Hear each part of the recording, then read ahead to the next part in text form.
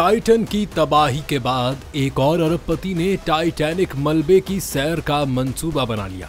Titan submarine छोटी आबदोज की तबाही के तकरीबन 1 साल बाद एक और अमरीकी अरबपति शख्स ने बहरे ओकियानूस की गहराइयों में पड़े टाइटैनिक जहाज के मलबे तक सियाहत के लिए $2 करोड़ की लागत से महफूज आमद और रफत का नया प्रोजेक्ट शुरू किया है।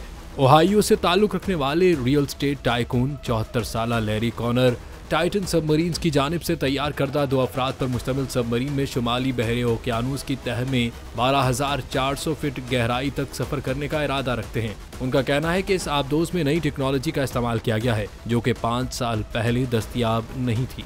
लैरी कॉनर इससे पहले ओशियन गेट के बानी स्टॉकटन रश के बारे में तनकीद करते रहे हैं और उनके गहरे समंदर की सियाहत के मंसूबे को लूट मार का जरिया करार देते थे।